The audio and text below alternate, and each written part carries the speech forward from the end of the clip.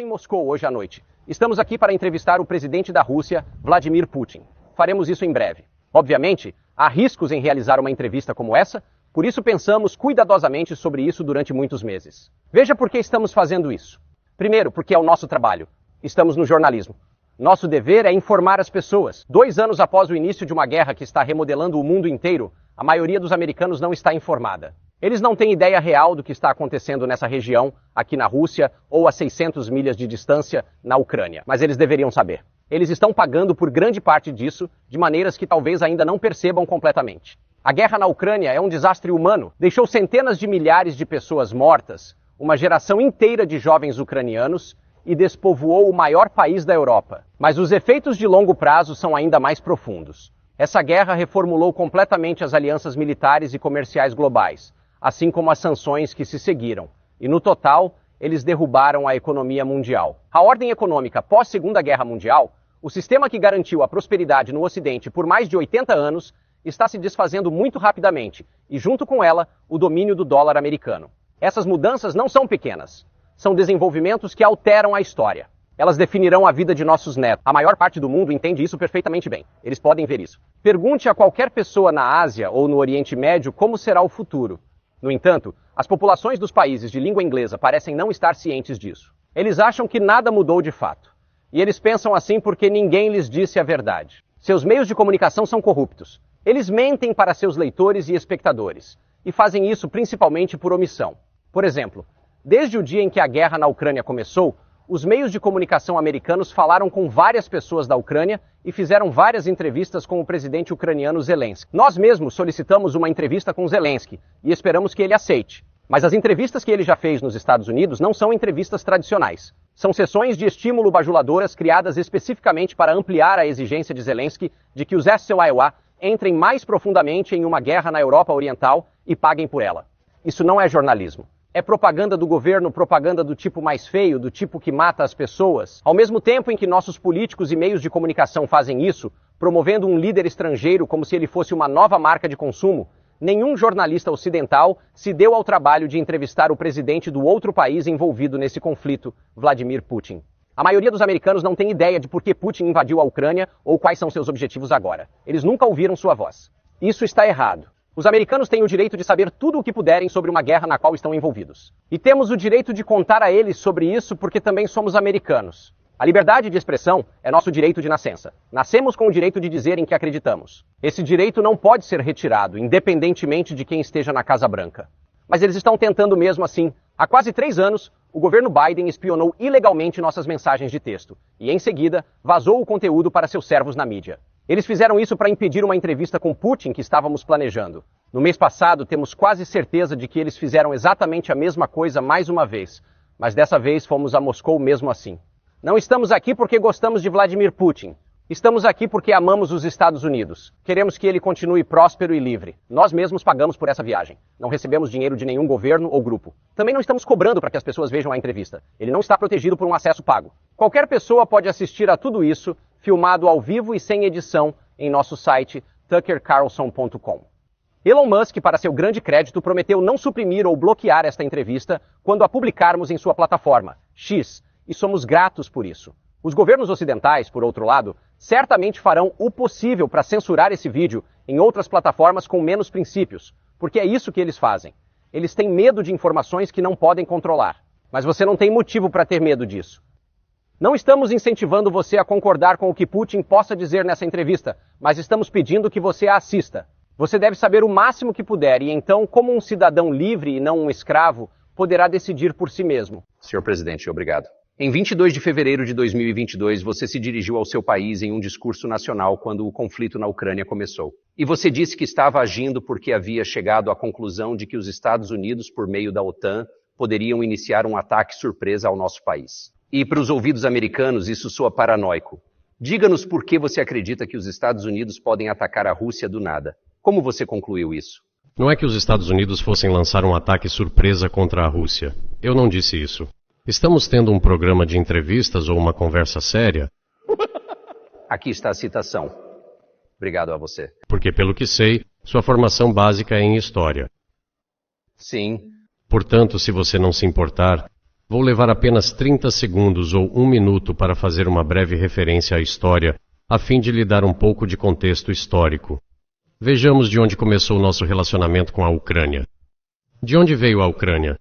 O Estado russo começou a se organizar como um Estado centralizado, e é considerado o ano do estabelecimento do Estado russo em 862, quando os habitantes da cidade de Novgorod convidaram um príncipe varangiano, Rurik, da Escandinávia, para reinar. Em 1862, a Rússia comemorou o 10º aniversário de sua condição de Estado, e em Novgorod há um memorial dedicado ao 10º aniversário do país. Em 882, o sucessor de Rurik, o príncipe Oleg, que na verdade estava desempenhando o papel de regente do filho mais novo de Rurik, porque Rurik já havia morrido naquela época, chegou a Kiev. Ele expulsou 2 irmãos que aparentemente já haviam sido membros do esquadrão de Rurik. Assim, a Rússia começou a se desenvolver com 2 centros de poder, Kiev e Novgorod. A próxima data muito significativa na história da Rússia foi 988. Esse foi o batismo da Rússia, quando o príncipe Vladimir, bisneto de Rurik, batizou a Rússia e adotou a ortodoxia, ou cristianismo oriental. A partir dessa época, o Estado russo centralizado começou a se fortalecer. Devido ao território único, aos laços econômicos integrados, ao mesmo idioma e após o batismo da Rússia, à mesma fé e ao governo do príncipe. O Estado russo centralizado começou a tomar forma. Na Idade Média, o príncipe Yaroslav, o Sábio, introduziu a ordem de sucessão ao trono.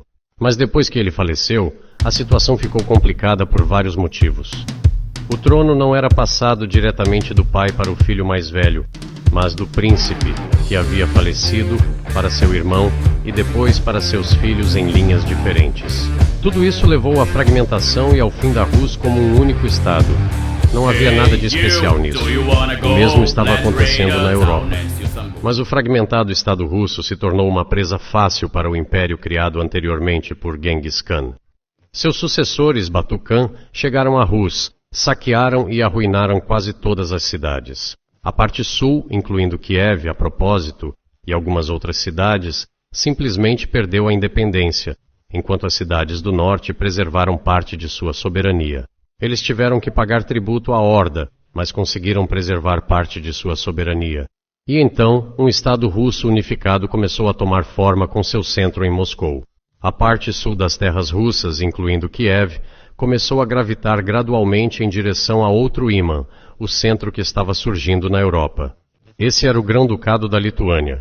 Era até chamado de Ducado Russo-Lituano, porque os russos eram uma parte significativa da população. Eles falavam o antigo idioma russo e eram ortodoxos. Mas depois houve uma unificação, a união do Grão-Ducado da Lituânia e do Reino da Polônia. Alguns anos depois, outra união foi firmada, mas dessa vez já na esfera religiosa. Alguns dos padres ortodoxos tornaram-se subordinados ao Papa. Assim, essas terras se tornaram parte do Estado polonês-lituano.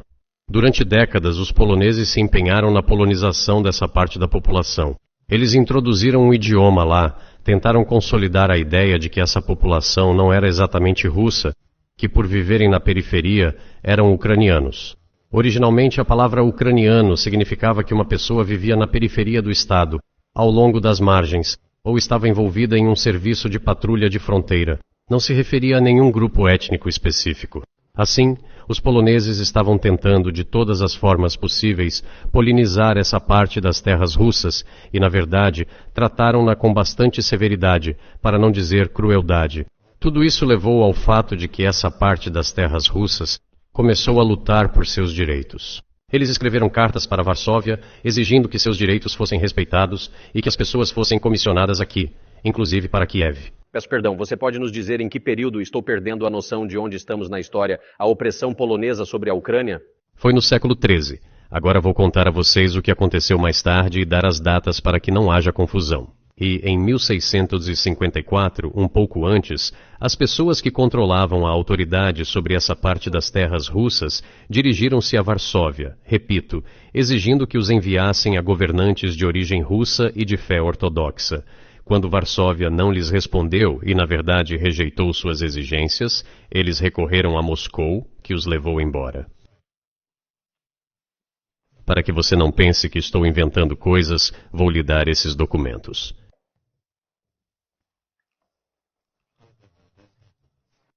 Bem, não me parece que você esteja inventando e não sei por que isso é relevante para o que aconteceu há 2 anos. Mas ainda assim, esses são documentos dos arquivos, cópias. Aqui estão as cartas de Bogdan Khmelnytsky, o homem que então controlava o poder nessa parte das terras russas, que agora se chama Ucrânia. Ele escreveu para Varsóvia, exigindo que seus direitos fossem mantidos, e depois de ser recusado, começou a escrever cartas para Moscou, pedindo que eles ficassem sob a mão forte do czar de Moscou. Vou deixá-los para sua boa memória. Há uma tradução para o russo que você pode traduzir para o inglês. Mais tarde, a Rússia não concordaria em admiti-los imediatamente, presumindo que a guerra com a Polônia começaria. No entanto, em 1654, a Assembleia Pan-Russa dos principais clérigos e proprietários de terras, chefiada pelo czar, que era o órgão representativo do poder do antigo Estado russo, decidiu incluir uma parte das antigas terras russas no Reino de Moscou. Como esperado, a guerra com a Polônia começou. O conflito durou 13 anos e em 1654 foi concluída uma trégua. E 32 anos depois, acho que foi assinado um tratado de paz com a Polônia, que eles chamaram de paz eterna. E essas terras, toda a margem esquerda do Dnieper, incluindo Kiev, foram para a Rússia, e toda a margem direita do Dnieper permaneceu na Polônia. Sob o governo de Catarina, a Grande, a Rússia recuperou todas as suas terras históricas, inclusive no sul e no oeste. Tudo isso durou até a Revolução. Antes da Primeira Guerra Mundial, o Estado-Maior austríaco confiava nas ideias de ucranianização e começou a promover ativamente as ideias da Ucrânia e da ucranianização. O motivo deles era óbvio. Pouco antes da Primeira Guerra Mundial, eles queriam enfraquecer o inimigo em potencial e garantir condições favoráveis na área de fronteira. Assim, a ideia que havia surgido na Polônia de que as pessoas que residiam naquele território supostamente não eram russas de verdade, mas pertenciam a um grupo étnico especial, os ucranianos, começou a ser propagada pelo Estado-Maior austríaco. Já no século XIX, surgiram teóricos que defendiam a independência da Ucrânia. Todos eles, entretanto, afirmaram que a Ucrânia deveria ter um relacionamento muito bom com a Rússia. Eles insistiram nisso. Após a Revolução de 1917, os bolcheviques tentaram restaurar o Estado e a Guerra Civil começou, incluindo as hostilidades com a Polônia. Em 1921, a paz com a Polônia foi proclamada e, de acordo com esse tratado, a margem direita do rio Dnieper foi novamente devolvida à Polônia. Em 1939, depois que a Polônia colaborou com Hitler, ele colaborou com Hitler. Você sabe, Hitler ofereceu à Polônia paz e um tratado de amizade, uma aliança exigindo em troca que a Polônia devolvesse à Alemanha o chamado Corredor de Danzig, que conectava a maior parte da Alemanha com a Prússia Oriental e Königsburg. Após a Primeira Guerra Mundial, esse território foi transferido para a Polônia e, em vez de Danzig, surgiu a cidade de Gdansk. Hitler pediu a eles que o entregassem de forma amigável, mas eles se recusaram. É claro que sim. Mesmo assim, eles colaboraram com Hitler e participaram juntos da divisão da Tchecoslováquia. Mas permita-me perguntar, você está argumentando que a Ucrânia, certamente partes da Ucrânia, o leste da Ucrânia, está em vigor, a Rússia está há centenas de anos. Por que você não aceitou isso quando se tornou presidente há 24 anos? Você tem armas nucleares, eles não. Se a terra é realmente sua, por que você esperou tanto tempo? Vou lhe dizer, estou chegando ao fim deste briefing, que pode ser entediante, mas explica muitas coisas que você não sabe como são relevantes. Fico muito feliz que você tenha apreciado isso. Obrigado. Antes da Segunda Guerra Mundial, a Polônia colaborou com Hitler e, embora não tenha cedido às exigências de Hitler, ainda participou da divisão da Tchecoslováquia junto com Hitler, pois os poloneses não haviam cedido o corredor de Danzig para a Alemanha e foram longe demais, levando Hitler a iniciar a Segunda Guerra Mundial atacando-os. Porque foi contra a Polônia que a guerra começou em 1º de setembro de 1939. A Polônia mostrou-se intransigente e Hitler não tinha nada a fazer, a não ser começar a implementar seus planos com a Polônia. A propósito, a URSS, que li em alguns documentos arquivados, comportou-se de forma muito honesta, pois pediu permissão à Polônia para transitar com suas tropas pelo território polonês para ajudar a Tchecoslováquia. Mas o então ministro das Relações Exteriores polonês disse que, se os planos soviéticos sobrevoassem a Polônia, eles seriam derrubados sobre o território polonês. Mas isso não importa. O que importa é que a guerra começou e a Polônia foi vítima das políticas que havia adotado contra a Tchecoslováquia. Isso está de acordo com o conhecido pacto Molotov-Ribbentrop. Parte do território, incluindo a Ucrânia Ocidental, deveria ser entregue à Rússia. Assim, a Rússia, que na época se chamava URSS, recuperou suas terras históricas. Após a vitória na Grande Guerra Patriótica, como chamamos a Segunda Guerra Mundial, todos esses territórios foram consagrados como pertencentes à Rússia, à URSS. Quanto à Polônia, ela recebeu, aparentemente como compensação, as terras que originalmente eram alemãs, as partes orientais da Alemanha, que agora são terras ocidentais da Polônia. Obviamente, a Polônia recuperou o acesso ao Mar Báltico e a Danzig, que mais uma vez recebeu o nome polonês. Então, foi assim que a situação se desenvolveu. Em 1922, quando a URSS estava sendo estabelecida, os bolcheviques começaram a construir a URSS e estabeleceram a Ucrânia Soviética, que nunca havia existido antes. Stalin insistiu para que essas repúblicas fossem incluídas na URSS como entidades autônomas. Por alguma razão inexplicável, Lenin, o fundador do Estado Soviético, insistiu que eles tivessem o direito de se retirar da URSS. E novamente, por razões desconhecidas, ele transferiu para a recém-criada República Soviética da Ucrânia algumas das terras e as pessoas que viviam lá. Mesmo que essas terras nunca tenham sido chamadas de Ucrânia, no entanto, eles se tornaram parte da República Soviética da Ucrânia. Essas terras incluíam a região do Mar Negro, que foi recebida sob Catarina, a Grande, e que não tinha nenhuma conexão histórica com a Ucrânia. Mesmo se voltarmos a 1654, quando essas terras retornaram ao Império Russo, esse território tinha o tamanho de 3 a 4 regiões da Ucrânia moderna, sem a região do Mar Negro. Isso estava completamente fora de cogitação. Em 1654? Exatamente. Você obviamente tem um conhecimento enciclopédico dessa região, mas por que não defendeu, nos primeiros 22 anos como presidente, que a Ucrânia não era um país de verdade? A União Soviética recebeu uma grande quantidade de território que nunca lhe pertenceu, incluindo a região do Mar Negro. Em algum momento, quando a Rússia os recebeu como resultado das guerras russo-turcas, eles foram chamados de Nova Rússia ou Novorossia. Mas isso não importa. O que importa é que Lenin, o fundador do Estado Soviético, estabeleceu a Ucrânia dessa forma. Durante décadas, a República Soviética Ucraniana se desenvolveu como parte da URSS e, por motivos desconhecidos, novamente os bolcheviques estavam empenhados na ucranização. Isso não se deveu apenas ao fato de a liderança soviética ser composta em grande parte por pessoas originárias da Ucrânia. Em vez disso, isso foi explicado pela política geral de indigenização adotada pela União Soviética. As mesmas coisas foram feitas em outras repúblicas soviéticas. Isso envolveu a promoção de idiomas e culturas nacionais, o que, em princípio, não é ruim. Foi assim que a Ucrânia Soviética foi criada. Após a Segunda Guerra Mundial, a Ucrânia recebeu, além das terras que pertenciam à Polônia antes da guerra, parte das terras que antes pertenciam à Hungria e à Romênia. Portanto, a Romênia e a Hungria tiveram algumas de suas terras retiradas e entregues à Ucrânia Soviética, e elas ainda fazem parte da Ucrânia. Portanto, nesse sentido, temos todos os motivos para afirmar que a Ucrânia é um estado artificial que foi moldado de acordo com a vontade de Stalin. Você acredita que a Hungria tem o direito de tomar suas terras de volta da Ucrânia e que outras nações têm o direito de voltar à fronteira de 1654? Não tenho certeza se eles deveriam voltar às fronteiras de 1654, mas considerando a época de Stalin, o chamado regime de Stalin, que, como muitos afirmam, presenciou inúmeras violações dos direitos humanos e dos direitos de outros países, pode-se dizer que eles poderiam reivindicar essas terras de volta, embora não tivessem o direito de fazer isso. Pelo menos é compreensível. Você disse a Viktor Orbán que ele pode ficar com parte da Ucrânia? Nunca. Eu nunca contei a ele. Nem uma única vez. Nenhuma única vez. Ainda não tivemos nenhuma conversa sobre isso, mas na verdade tenho certeza de que os húngaros que vivem lá queriam voltar para sua terra histórica. Além disso, gostaria de compartilhar uma história muito interessante com você. Estou divagando. É uma questão pessoal. Em algum lugar no início dos anos 80, fiz uma viagem de carro de Leningrado na época pela União Soviética, passando por Kiev. Fiz uma parada em Kiev e depois fui para o oeste da Ucrânia. Fui para a cidade de Birgavoye, e todos os nomes de cidades e vilarejos estavam em russo e em um idioma que eu não entendia. Em húngaro, em russo e em húngaro. Não em ucraniano, em russo e em húngaro. Eu estava dirigindo por uma espécie de vilarejo e havia homens sentados ao lado das casas, vestindo ternos pretos de 3 peças e chapéus pretos cilíndricos. Eu perguntei, eles são algum tipo de artista? Disseram-me que não, eles não eram artistas, eram húngaros. Eu disse, o que eles estão fazendo aqui?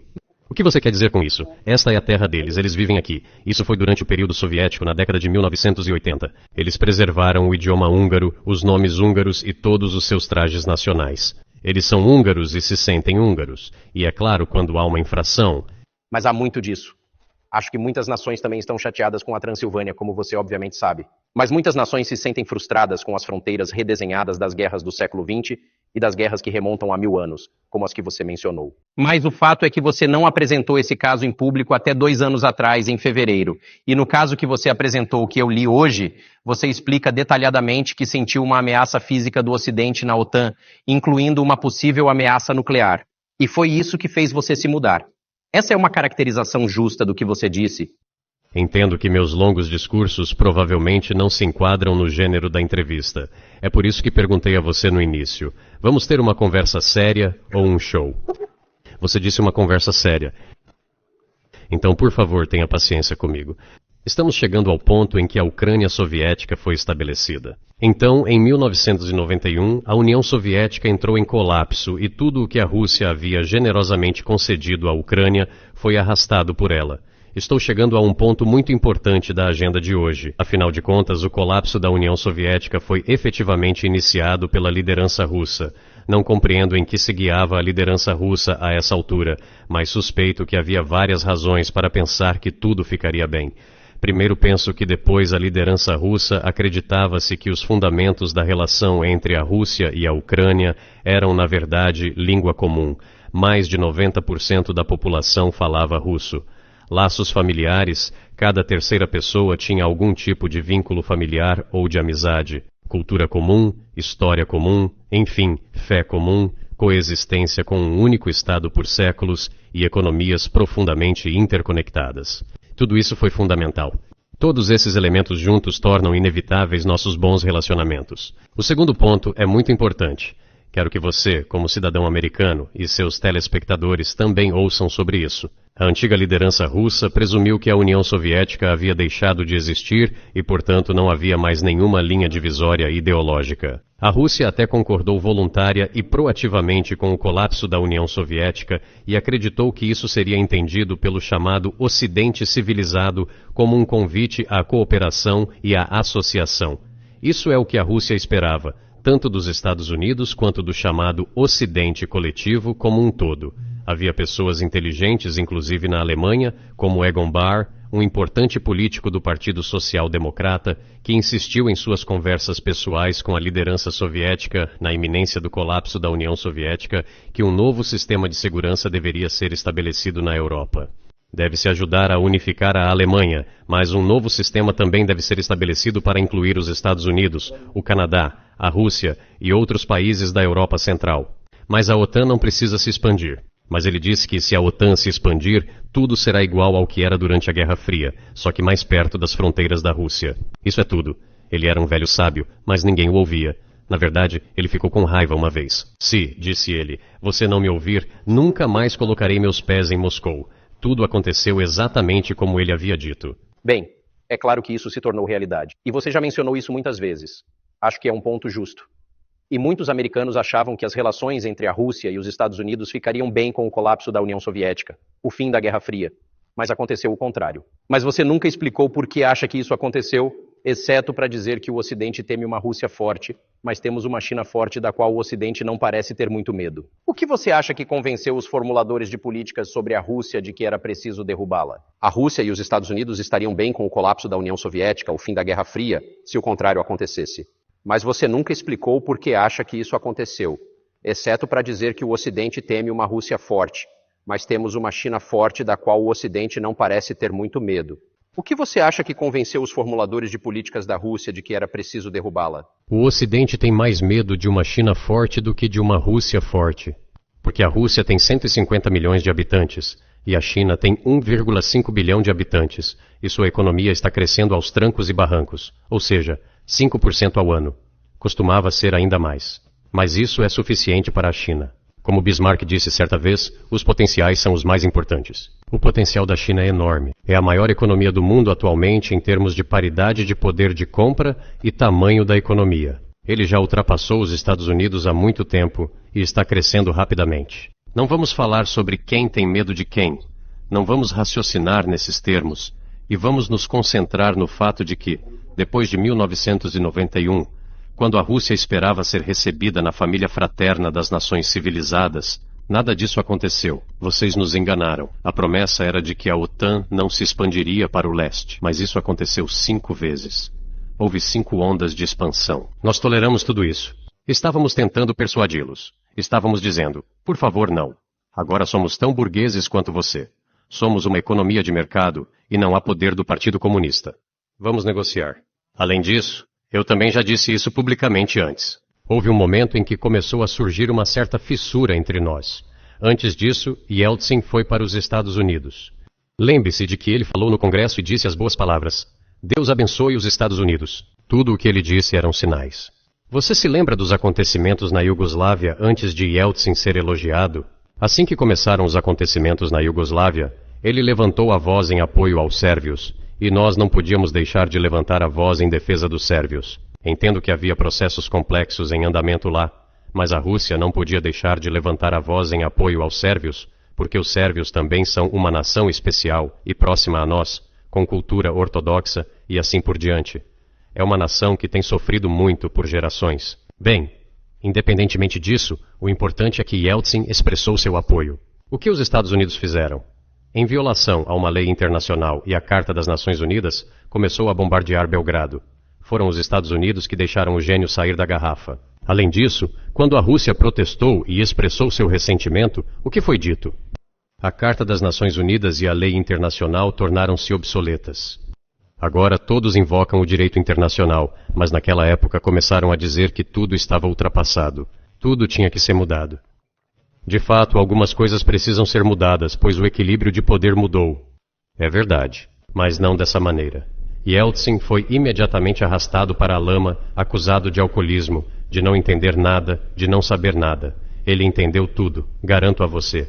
Bem, eu me tornei presidente em 2000. Ele entendeu tudo, garanto a você.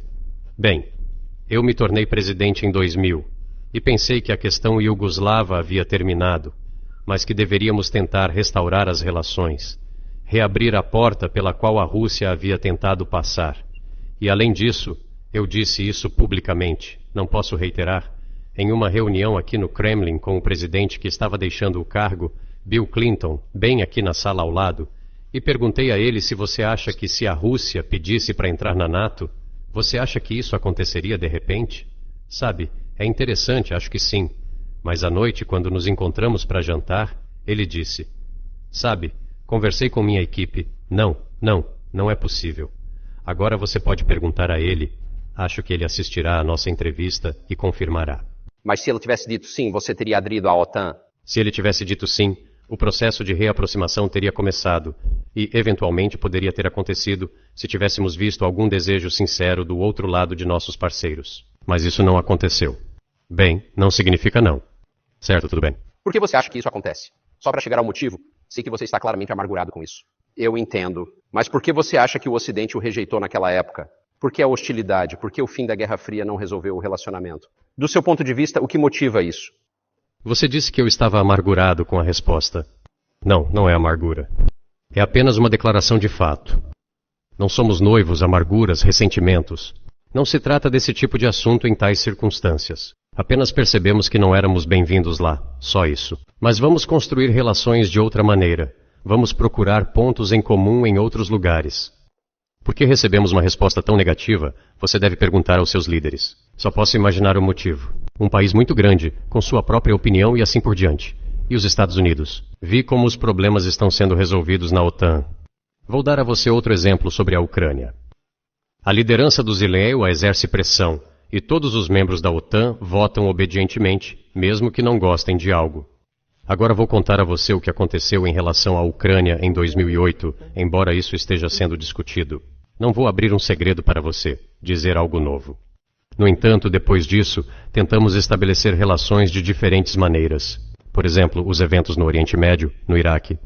Estávamos construindo relações com os Estados Unidos de uma maneira muito suave, prudente e cautelosa. Levantei várias vezes a questão de que os Estados Unidos não deveriam apoiar o separatismo ou o terrorismo no norte do Cáucaso, mas eles continuam fazendo isso de qualquer maneira. E os Estados Unidos e seus satélites deram apoio político, apoio de informações, apoio financeiro e até mesmo apoio militar a grupos terroristas no Cáucaso. Certa vez, levantei essa questão com meu colega, que também é presidente dos Estados Unidos. Ele disse que é impossível, você tem provas? Eu disse que sim. Eu estava preparado para essa conversa e dei a ele essa prova. Ele olhou para ela e você sabe o que ele disse? Peço desculpas, mas foi isso que aconteceu. Vou citar, diz ele. Bem, vou dar uma surra neles. Esperamos e esperamos por alguma resposta. Não houve resposta. Eu disse ao diretor do FSB para escrever para a CIA.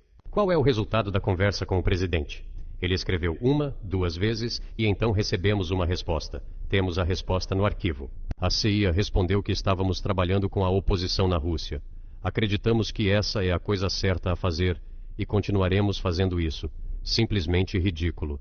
Bem, tudo bem. Percebemos que isso estava fora de questão. Então você está dizendo que a CIA está tentando derrubar o seu governo? É claro que, nesse caso específico, eles se referiam aos separatistas, os terroristas que lutaram conosco no Cáucaso. É assim que eles chamam os oposicionistas, os terroristas que lutaram conosco no Cáucaso. É assim que eles chamam a oposição. Esse é o segundo ponto. O terceiro momento é muito importante. É o momento em que o sistema de defesa antimísseis do ZEUA foi criado.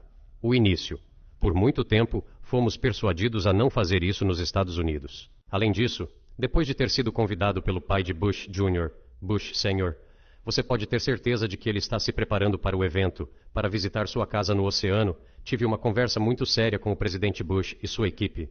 Eu propus que os Estados Unidos, a Rússia e a Europa criassem em conjunto um sistema de defesa antimísseis, que acreditamos que, se criado unilateralmente, ameaçaria nossa segurança, apesar de os Estados Unidos terem dito oficialmente que ele estava sendo criado contra ameaças de mísseis do Irã. Essa foi a justificativa para a implantação do sistema de defesa antimísseis. Sugeri que você trabalhasse em conjunto com a Rússia, os Estados Unidos e a Europa. Eles disseram que era muito interessante. Eles me perguntaram, você está falando sério? Eu disse, com certeza. Posso saber em que ano foi isso? Não me lembro. É fácil descobrir na internet quando eu estava no ZEUA a convite de um Bush Sênior. É ainda mais fácil aprender com alguém sobre quem vou falar para você. Disseram-me que era muito interessante. Eu disse, imagine se pudéssemos enfrentar juntos esse desafio de segurança estratégica global. O mundo mudaria. Provavelmente teremos disputas econômicas e até políticas, mas poderemos mudar drasticamente a situação do mundo. Ele diz que sim e pergunta, você está falando sério? Eu disse, é claro. Precisamos pensar sobre isso até que eu disse, vá em frente, por favor. Então, o secretário de Defesa Gates, ex-diretor da CIA, e a secretária de Estado Rice vieram a este gabinete, aqui nesta mesa, sentaram-se nesta mesa, eu, o ministro das Relações Exteriores e o ministro da Defesa russo daquele lado, e me disseram, sim, já pensamos sobre isso. Concordamos. Eu disse, graças a Deus, ótimo, mas com algumas exceções. Então, por 2 vezes, você descreveu presidentes do ZEUA tomando decisões e depois sendo prejudicados pelos chefes de suas agências. Portanto, parece que você está descrevendo um sistema que não é administrado pelas pessoas que são eleitas em seu país. É isso mesmo. É isso mesmo. No final, eles simplesmente nos disseram para irmos embora. Não vou contar a você os detalhes porque acho que é incorreto. Afinal, tratava-se de uma conversa confidencial. Mas nossa proposta foi recusada. Isso é um fato. Foi nesse momento que eu disse, olhe, mas então seremos forçados a tomar contramedidas. Criaremos sistemas de ataque que certamente superarão os sistemas de defesa antimísseis. A resposta foi, não estamos fazendo isso contra você e você faz o que quiser, desde que não seja contra nós, não contra os Estados Unidos. Eu disse, ok, muito bem. Foi assim que aconteceu, e criamos sistemas hipersônicos com alcance intercontinental, e continuamos a desenvolvê-los. Agora estamos à frente de todos, os Estados Unidos e os outros países, em termos de desenvolvimento de sistemas de ataque hipersônico, e estamos aprimorando-os todos os dias. Mas não fomos nós que propusemos ir na direção oposta e fomos pressionados a voltar atrás, agora sobre a expansão da OTAN para o leste. Bem, nos foi prometido que a OTAN não iria para o leste, nem 1 centímetro para o leste, como nos foi dito. E então eles disseram, bem, isso não está consagrado no papel, então vamos expandir. Portanto, houve 5 ondas de expansão. Os países bálticos, toda a Europa Oriental e assim por diante. E agora chego ao ponto principal. No final das contas, eles vieram para a Ucrânia. Em 2008, na reunião de cúpula em Bucareste, eles declararam que as portas para a Ucrânia e a Geórgia entrarem na OTAN estavam abertas. Agora, sobre como as decisões são tomadas lá. A Alemanha e a França parecem ser contra, assim como alguns outros países europeus. Mas, no final das contas, o presidente Bush, que é um cara durão, um político durão, como me disseram depois, exerceu pressão sobre nós e tivemos que concordar. É ridículo, parece o jardim de infância. Onde estão as garantias? Que jardim de infância é esse? Que tipo de pessoas são essas? Quem são eles? Você vê, eles foram pressionados, eles concordam. E então eles dizem que a Ucrânia não fará parte da OTAN, você sabe? Eu digo que não sei. Eu sei que vocês concordaram em 2008. Por que não concordarão no futuro? Bem, eles nos pressionaram. Então eu pergunto, por que eles não pressionarão vocês amanhã e vocês concordarão novamente? O que quer que exista, eu já contei a você, o histórico, como esse território se desenvolveu, que tipo de relações havia com a Rússia. Cada segunda ou terceira pessoa ali sempre teve algum vínculo com a Rússia. E durante as eleições, na já independente Ucrânia soberana, que conquistou sua independência como resultado da Declaração de Independência. E, a propósito, ele diz que a Ucrânia é um estado neutro. E em 2008, de repente, as portas ou portões da OTAN se abriram para ele. Não foi assim que combinamos. Agora, todos os presidentes que chegaram ao poder na Ucrânia, como concordamos? Todos os presidentes que chegaram ao poder na Ucrânia contaram com um eleitorado com uma boa atitude em relação à Rússia, de uma forma ou de outra. Esse é o sudeste da Ucrânia. Esse é um grande número de pessoas. E foi muito difícil dissuadir esse eleitorado, que tinha uma atitude positiva em relação à Rússia. Viktor Yanukovych chegou ao poder, e como? Na primeira vez que ele ganhou depois do presidente Kuchma, organizaram um terceiro turno, o que não está previsto na Constituição da Ucrânia. Isso é um golpe de Estado. Imagine só, alguém nos Estados Unidos não gostaria do resultado. Em 2014? Antes disso. Não, isso foi antes disso. Depois do presidente Kuchma, Viktor Yanukovych venceu as eleições. No entanto, seus adversários não reconheceram essa vitória.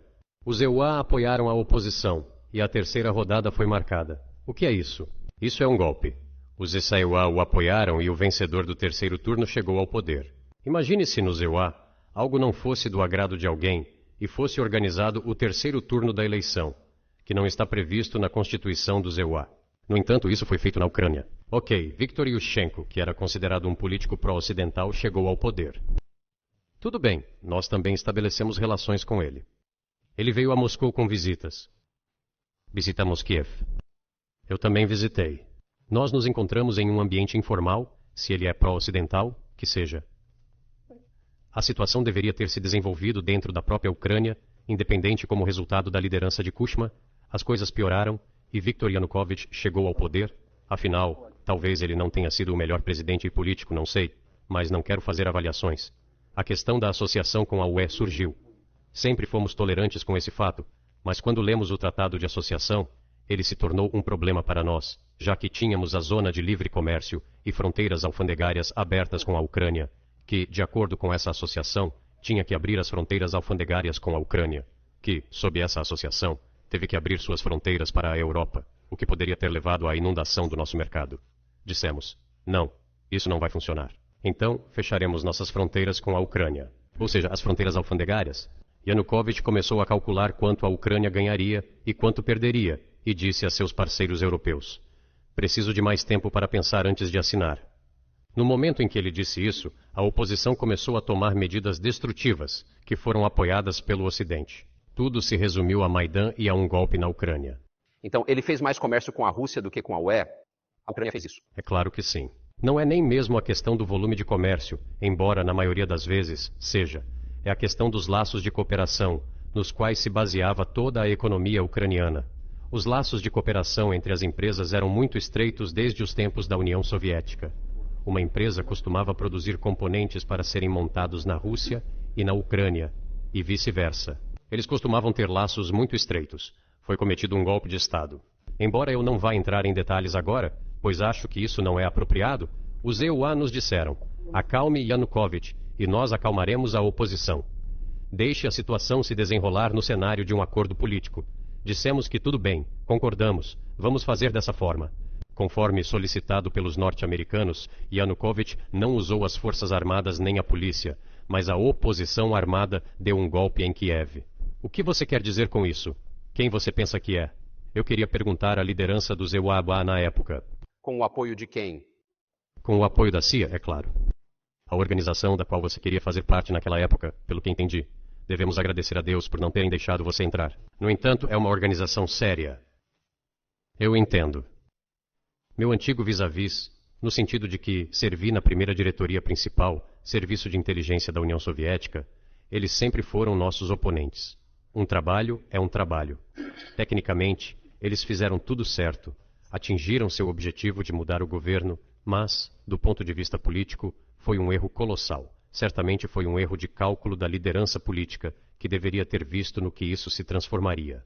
Assim, em 2008, as portas da OTAN foram abertas para a Ucrânia. Em 2014, houve um golpe.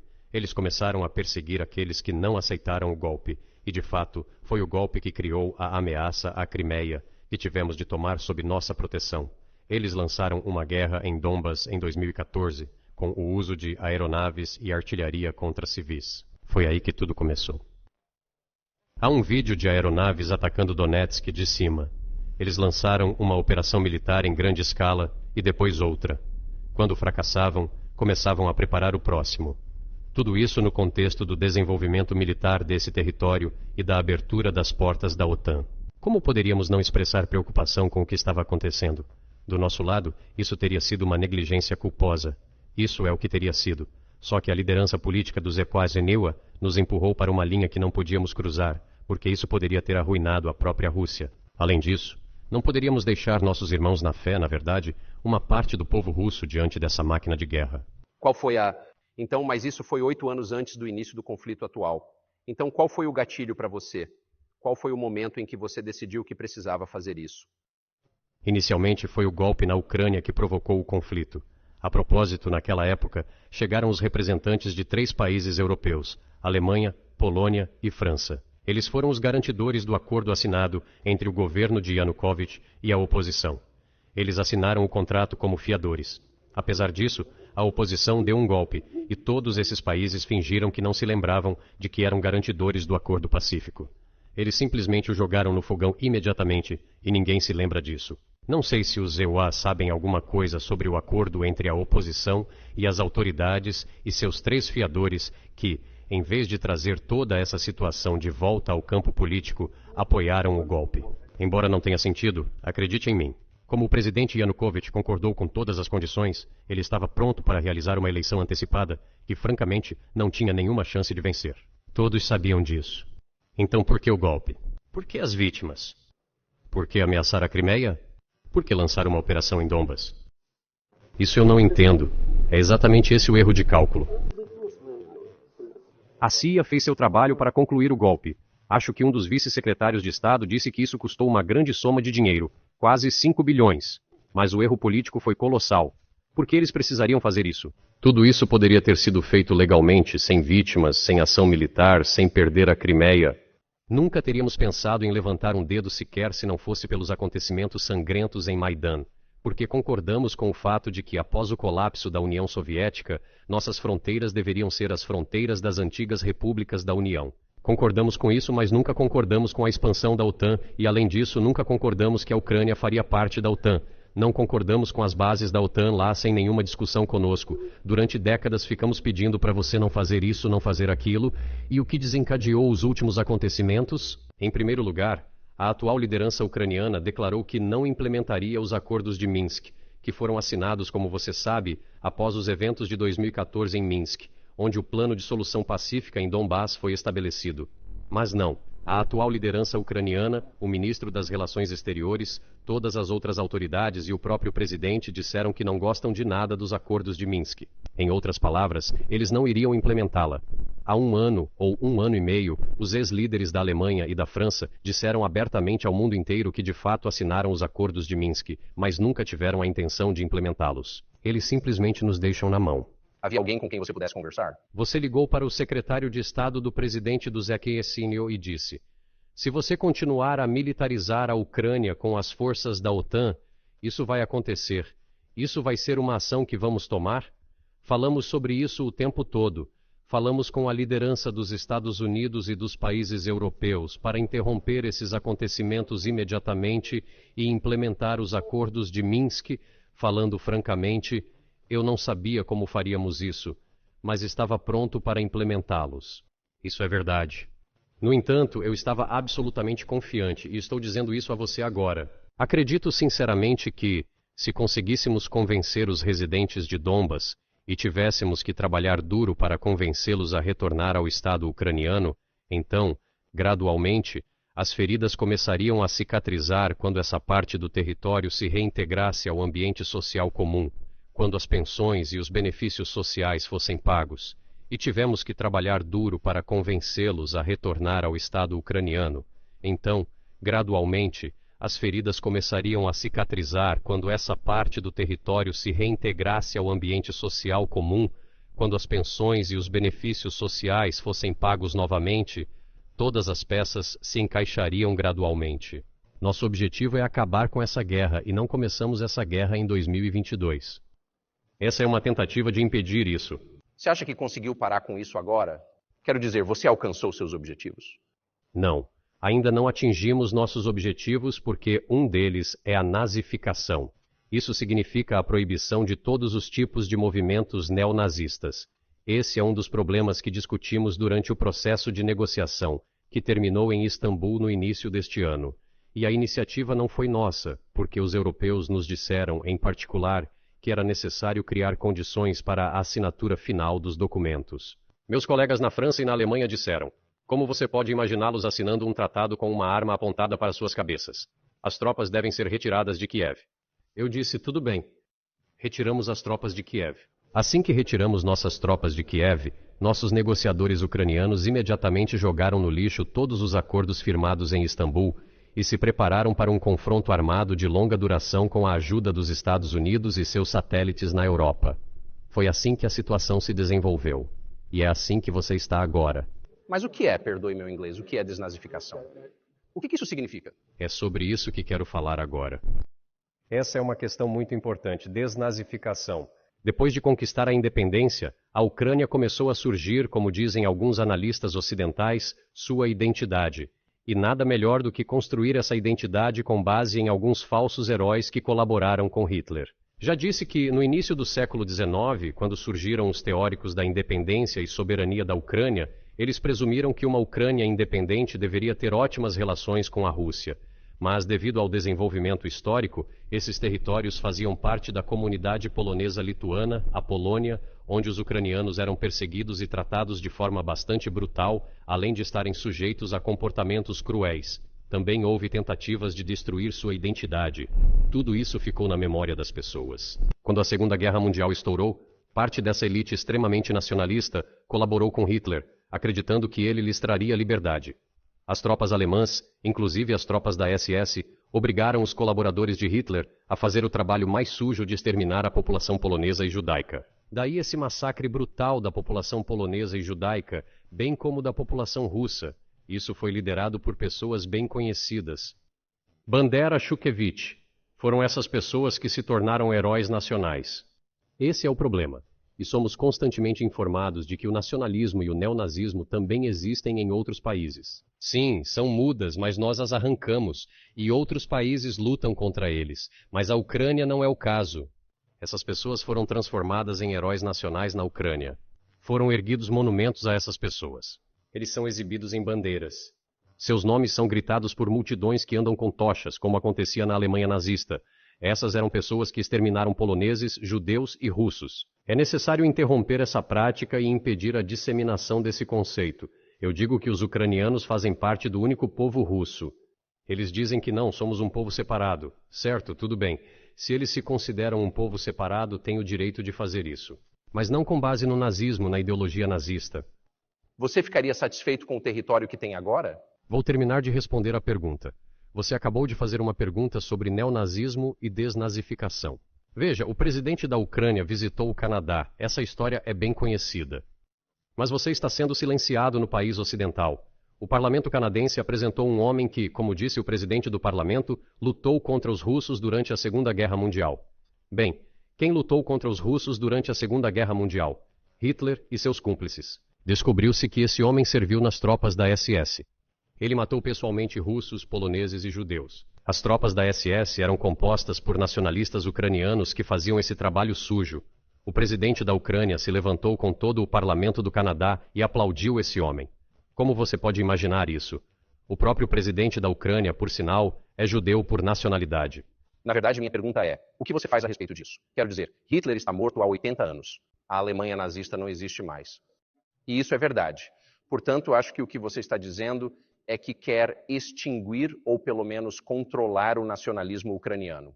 Mas como? Como você faz isso? Ouça o que estou dizendo. Sua pergunta é muito sutil e posso dizer a você o que penso. Não se ofenda. É claro que sim. Essa pergunta parece ser sutil. É bastante incômodo. Você diz que Hitler está morto há muitos anos, 80 anos. Mas seu exemplo continua vivo. As pessoas que exterminaram judeus, russos e poloneses estão vivas. E o presidente, o atual presidente da Ucrânia de hoje, o aplaude no parlamento canadense, aplaudindo-o de pé. Você pode dizer que erradicamos completamente essa ideologia se o que vemos está acontecendo hoje? Isso é o que a nazificação é em nosso entendimento. Temos que nos livrar das pessoas que mantêm esse conceito, apoiam essa prática e tentam preservá-la. É isso que significa desnazificação. É isso que queremos dizer. Minha pergunta é um pouco mais específica. Não se tratava, é claro, de uma defesa dos nazistas, neo ou não. Era uma questão prática. Você não controla o país inteiro, você não controla Kiev. Você não parece querer fazê-lo. Então, como eliminar uma cultura, uma ideologia, sentimentos ou uma visão da história em um país que você não controla? O que fazer a respeito disso? Por mais estranho que possa parecer para você, durante as negociações em Istambul, concordamos que teríamos tudo por escrito e que o neonazismo não seria cultivado na Ucrânia, inclusive que seria proibido em nível legislativo. Sr. Carson, concordamos com isso. Isso, ao que parece, pode ser feito durante o processo de negociação. E não há nada de humilhante para a Ucrânia como um Estado civilizado moderno. É permitido a qualquer Estado promover o nazismo? Não é, não é? É isso. Haverá conversas e por que não houve conversas sobre a resolução do conflito na Ucrânia, conversas de paz? Já houve. Eles atingiram um estágio muito alto de coordenação de posições em um processo complexo. Mas ainda assim, eles estavam quase finalizados. Mas depois que retiramos nossas tropas de Kiev, como já disse, o outro lado jogou fora todos esses acordos e obedeceu às instruções dos países ocidentais, dos países europeus e dos Estados Unidos para lutar contra a Rússia até o fim. Além disso, o presidente Yuri Grain legislou uma proibição de negociação com a Rússia. Ele assinou um decreto proibindo todos de negociar com a Rússia. Mas como vamos negociar se ele proibiu a si mesmo e a todos de fazer isso? Sabemos que ele está apresentando algumas ideias sobre esse acordo. Mas para concordar com algo precisamos dialogar. Isso não está certo? Bem, mas você não estaria falando com o presidente ucraniano, estaria falando com o presidente americano. Quando foi a última vez que você falou com Joe Biden? Não me lembro quando falei com ele. Não me lembro. Podemos pesquisar. Você não se lembra? Não. Tenho que me lembrar de tudo? Tenho minhas próprias coisas para fazer. Temos assuntos políticos internos. Bem, ele está financiando a guerra que você está lutando. Portanto, acho que isso seria memorável. Bem, sim, ele financia. Mas conversei com ele antes da operação militar especial, é claro, e disse a ele que, a propósito, não entrarei em detalhes, nunca entro, mas disse a ele que acredito que você está cometendo um grande erro de proporções históricas ao apoiar tudo o que está acontecendo na Ucrânia, afastando a Rússia. Eu disse a ele. A propósito, eu disse a ele várias vezes. Acho que seria correto se eu parasse por aqui. O que ele disse? Pergunte a ele, por favor. É mais fácil para você. Você é um cidadão dos Estados Unidos. Vá e pergunte a ele. Não é apropriado que eu faça comentários sobre nossa conversa. Mas você não fala com ele desde antes de fevereiro de 2022. Não, nós não nos falamos. No entanto, alguns contatos estão sendo mantidos. Por falar nisso, você se lembra do que eu lhe disse sobre minha proposta de trabalharmos juntos em um sistema de defesa antimísseis? Você pode perguntar a todos eles. Todos eles estão sãos e salvos, graças a Deus. A ex-presidente Condoleezza está sã e salva. E acho que o Sr. Gates e o atual diretor da agência de inteligência, Sr. Burns, o então embaixador na Rússia, em minha opinião, são embaixadores muito bem-sucedidos. Todos eles foram testemunhas dessas conversas. O presidente Biden me respondeu. Pergunte a ele. De qualquer forma, conversei com ele sobre isso. Definitivamente estou interessado, mas, do lado de fora, parece que isso pode se transformar ou evoluir para algo que leve o mundo inteiro a um conflito e possa dar início a um lançamento nuclear. Então, por que você não liga para Biden e diz, vamos resolver isso? O que você tem para resolver? É muito simples. Repito, temos contatos por meio de várias agências.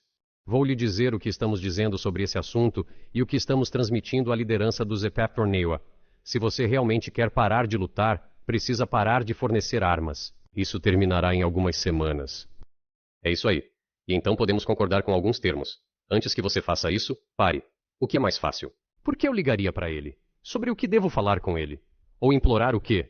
Você vai entregar tais e tais armas à Ucrânia? Oh, eu tenho medo. Por favor, não faça isso. O que há para falar sobre você? Você acha que a OTAN está preocupada com a possibilidade disso se tornar uma guerra global ou um conflito nuclear? Pelo menos é disso que eles estão falando. E eles estão tentando intimidar sua própria população com uma ameaça russa imaginária. Esse é um fato óbvio. E as pessoas que pensam, não os filisteus, mas as pessoas que pensam, os analistas, aqueles que estão envolvidos na política real, apenas pessoas inteligentes, entendem perfeitamente bem que isso é uma farsa. Eles estão tentando alimentar a ameaça russa. Acho que você está se referindo à ameaça de uma invasão russa na Polônia e na Letônia. Um comportamento expansionista. Você consegue imaginar um cenário em que você enviaria tropas russas para a Polônia? Somente em um caso, se a Polônia atacar a Rússia? Por quê? Porque não temos interesse na Polônia, na Letônia ou em qualquer outro lugar. Por que faríamos isso? Simplesmente não temos nenhum interesse. Isso é apenas uma ameaça. Bem, o argumento, e eu sei que você sabe disso, é que, bem, ele invadiu a Ucrânia, tem objetivos territoriais em todo o continente, e você está dizendo inequivocamente que não, está absolutamente fora de questão. Você simplesmente não precisa ser nenhum tipo de analista, vai contra o senso comum envolver-se em algum tipo de guerra global, e uma guerra global levará toda a humanidade à beira da destruição. É óbvio que certamente há meios de dissuasão. Eles têm assustado a todos conosco o tempo todo. Amanhã a Rússia usará armas nucleares táticas. Amanhã a Rússia usará isso. Não, depois de amanhã. E daí? A fim de extorquir mais dinheiro dos contribuintes americanos e europeus no confronto com a Rússia no teatro de guerra ucraniano. O objetivo é enfraquecer a Rússia o máximo possível. Um dos nossos senadores mais antigos dos Estados Unidos, do estado de Nova York, Chuck Schumer, disse ontem, creio eu, que precisamos continuar a financiar o esforço ucraniano ou os soldados e cidadãos dos Isuacianeu poderão acabar lutando lá. Como você avalia isso? Isso é uma provocação, e uma provocação barata. Não entendo por que os soldados americanos devem lutar na Ucrânia. Há mercenários dos Estados Unidos lá. O maior número de mercenários vem da Polônia, com os mercenários dos Estados Unidos em segundo lugar e os mercenários da Geórgia em terceiro lugar. Bem, se alguém tiver o desejo de enviar tropas regulares, isso certamente levaria a humanidade à beira de um conflito global muito sério. Isso é óbvio. Os Estados Unidos precisam disso? Para quê? A milhares de quilômetros de distância do seu território nacional. Você não tem nada melhor para fazer? Vocês têm problemas na fronteira, problemas com a migração, problemas com a dívida nacional de mais de 33 trilhões de dólares e não tem nada melhor para fazer.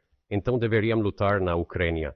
Não seria melhor negociar com a Rússia, fazer um acordo, já entendendo a situação que está se desenvolvendo hoje, percebendo que a Rússia lutará por seus interesses até o fim, e percebendo isso, na verdade, voltar ao senso comum, começar a respeitar nosso país e seus interesses e buscar certas soluções. Parece-me que isso é muito mais inteligente e racional. Quem explodiu o Nord Stream? Você, com certeza. Eu estava ocupado naquele dia. Nate, você tem. Eu não explodi o Nord Stream. Mas obrigado a você. Mas obrigado a você. Você pessoalmente pode ter um álibi, mas a CIA não tem esse álibi. Você tem provas de que a OTAN ou a CIA fizeram isso? Você sabe, não vou entrar em detalhes, mas as pessoas sempre dizem que nesses casos procure alguém que esteja interessado. Mas nesse caso não devemos procurar apenas alguém que esteja interessado, mas também alguém que tenha capacidade. Porque pode haver muitas pessoas interessadas, mas nem todas elas são capazes de afundar no fundo do Mar Báltico e realizar essa explosão. Esses dois componentes devem ser conectados. Quem está interessado e quem é capaz de fazer isso? Mas estou confuso. Ou seja, esse é o maior ato de terrorismo industrial de todos os tempos, e é a maior emissão de CO2 da história. Certo, então, se você tivesse provas, e presumivelmente, considerando seus serviços de segurança, seus serviços de inteligência, você teria de que a OTAN, os EUA, a CIA e o Ocidente fizeram isso, por que não as apresentaria e obteria uma vitória na propaganda? Na guerra da propaganda, é muito difícil derrotar os Estados Unidos porque eles controlam toda a mídia mundial e muitas mídias europeias. O beneficiário final da maior mídia europeia são as instituições financeiras americanas. Você não sabe disso? Portanto, é possível que você se envolva nesse trabalho, mas o custo é proibitivo, por assim dizer. Podemos simplesmente destacar nossas fontes de informação e não obteremos resultados. Está claro para o mundo todo o que aconteceu e até mesmo os analistas americanos falam diretamente sobre isso. É verdade. Mas aqui está uma pergunta que você talvez possa responder. Você trabalhou na Alemanha, como é famoso. Os alemães sabem claramente que seu parceiro da OTAN fez isso, e isso prejudicou muito sua economia. Talvez você nunca mais se recupere. Por que eles estão em silêncio sobre isso? Isso é muito confuso para mim. Por que os alemães não falaram nada sobre isso? Isso também me confunde. Mas a liderança alemã atual é guiada pelos interesses do Ocidente coletivo, em vez de seus interesses nacionais. Caso contrário, é difícil explicar a lógica de sua ação ou inação. Afinal de contas, não se trata apenas do Nord Stream 1, que foi explodido, e o Nord Stream 2 foi danificado. Mas uma tubulação está sã e salva, e o gás pode ser fornecido à Europa por meio dela. Mas a Alemanha não o abre. Estamos prontos, por favor. A outra rota que passa pela Polônia chamada Yamal Europe, que também permite um grande fluxo. A Polônia o fechou, mas a Polônia recebe dinheiro da mão alemã, recebe dinheiro dos fundos pan-europeus e a Alemanha é a principal doadora desses fundos pan-europeus. A Alemanha alimenta a Polônia até certo ponto e ela fecha sua rota para a Alemanha. Não estou entendendo. Ucrânia, para a qual os alemães fornecem armas e dinheiro. A Alemanha é o segundo patrocinador dos Estados Unidos em termos de ajuda financeira à Ucrânia. Há duas rotas de gás que passam pela Ucrânia. Eles simplesmente fecharam uma rota. Os ucranianos abriram a segunda rota e, por favor, recebem gás da Rússia. Eles não a abrem. Por que os alemães não dizem, olha pessoal, nós damos a vocês dinheiro e armas. Abra a válvula, por favor, deixe o gás da Rússia passar para nós. Estamos comprando gás liquefeito a preços exorbitantes na Europa, o que reduz a zero o nível de nossa competitividade e da economia em geral. Você quer que lhe demos dinheiro? Vamos ter uma existência decente. Faça dinheiro para nossa economia, pois é daí que vem o dinheiro que damos a você. Eles se recusam a fazer isso. Por quê? Pergunte a eles. É assim que você se sente em suas cabeças. Essas pessoas são altamente incompetentes. Bem, talvez o mundo esteja se dividindo em dois hemisférios, um com energia barata e outro sem. E eu quero perguntar isso a você. Se agora somos um mundo multipolar, obviamente somos. Você pode descrever os blocos de alianças? Quem está em cada lado, você acha? Ouça, você disse que o mundo está se dividindo em dois hemisférios. O cérebro humano é dividido em dois hemisférios. Um é responsável por um tipo de atividade, o outro é mais voltado para a criatividade e assim por diante. Mas ainda é a mesma cabeça. O mundo deve ser um todo único. A segurança deve ser compartilhada em vez de ser destinada ao bilhão de ouro. Esse é o único cenário em que o mundo poderia ser estável, sustentável e previsível. Até então, enquanto a cabeça estiver dividida em duas partes, isso é uma doença, uma condição adversa grave. É um período de doença grave pelo qual o mundo está passando agora, mas acho que, graças ao jornalismo honesto, esse trabalho é semelhante ao trabalho dos médicos.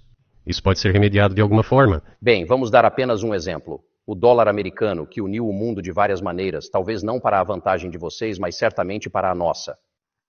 Ela está deixando de ser a moeda de reserva, a moeda universalmente aceita. Em sua opinião, como as sanções mudaram a posição do dólar no mundo? Você sabe, usar o dólar como uma ferramenta de luta pela política externa é um dos maiores erros estratégicos cometidos pela liderança política do EUA. O dólar é a pedra angular do poder dos Estados Unidos. Acho que todos entendem muito bem que não importa quantos dólares sejam impressos, eles são rapidamente dispersos em todo o mundo. A inflação nos Estados Unidos é mínima. É cerca de 3 ou 3,4%, o que, na minha opinião, é totalmente aceitável para os EUA. Mas eles não vão parar de imprimir, o que nos diz a dívida de 33 trilhões de dólares. Trata-se da emissão. No entanto, é a principal arma usada pelos Estados Unidos para preservar seu poder em todo o mundo. Assim que a liderança política decidiu usar o dólar americano como uma ferramenta de luta política, um golpe foi desferido contra esse poder americano. Eu não gostaria de usar uma linguagem forte, mas é uma atitude estúpida e um erro grave. Veja o que está acontecendo no mundo. Até mesmo os aliados dos Estados Unidos estão agora reduzindo suas reservas em dólares. Ao ver isso, todos começam a procurar maneiras de se proteger. Mas o fato de os Estados Unidos aplicarem medidas restritivas a determinados países, como restrições a transações, congelamento de ativos, etc., pode ser um fator importante, causa grande preocupação e envia um sinal para o mundo inteiro. O que temos aqui? Até 2022, cerca de 80% das transações de comércio exterior da Rússia eram feitas em dólares americanos e euros. Os dólares americanos representaram aproximadamente 50% de nossas transações com países terceiros. Atualmente, ela caiu para 13%. Não fomos nós que proibimos o uso do dólar americano. Não tínhamos essa intenção. Foi uma decisão dos Estados Unidos restringir nossas transações em dólares americanos. Acho que é uma completa tolice do ponto de vista dos interesses dos próprios Estados Unidos e de seus contribuintes, pois prejudica a economia do EUA e mina o poder dos Estados Unidos em todo o mundo. A propósito, nossas transações em yuan representaram cerca de 3%. Hoje, 34% de nossas transações são feitas em rublos e aproximadamente a mesma quantidade, um pouco mais de 34%, em yuans. Por que os Estados Unidos fizeram isso? Meu único palpite é a presunção. Eles provavelmente pensaram que isso levaria a um colapso total, mas não houve colapso. Além disso, outros países, inclusive os produtores de petróleo, estão pensando e já estão aceitando pagamentos de petróleo em yuan. Você percebe o que está acontecendo ou não? Alguém nos Estados Unidos percebe isso? O que você está fazendo? Você está se isolando. Todos os especialistas dizem isso. Você está fazendo alguma pergunta inteligente? Pergunte a qualquer pessoa inteligente e pensante dos Estados Unidos o que o dólar significa para os EUA. Acho que essa é uma avaliação justa. A questão é o que vem depois. E talvez você troque uma potência colonial por outra potência colonial muito menos sentimental e indulgente. Quero dizer, os BRICS, por exemplo, correm o risco de serem completamente dominados pelos chineses, pela economia chinesa, de uma forma que não é boa para a soberania deles? Você se preocupa com isso? Bem, já ouvimos essas histórias do bicho-papão antes. É uma história do bicho-papão. Somos vizinhos da China. Você não pode escolher vizinhos, assim como não pode escolher parentes próximos. Compartilhamos uma fronteira de milhares de quilômetros com eles. Esse é o número 1. Segundo, temos uma história de coexistência de séculos. Estamos acostumados a isso. Terceiro, a filosofia da política externa da China não é agressiva. Sua ideia é sempre buscar um compromisso, e podemos ver isso. O próximo ponto é o seguinte. Sempre nos contam a mesma história do bicho-papão, e aqui vai ela novamente.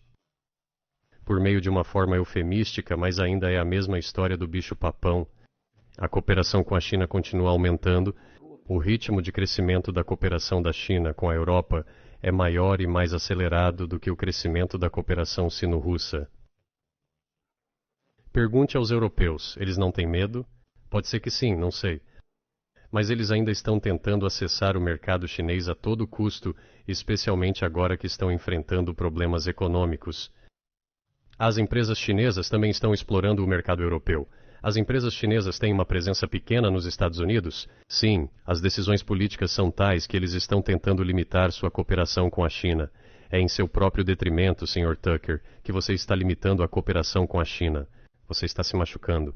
É uma questão delicada e não há soluções milagrosas, assim como acontece com o dólar.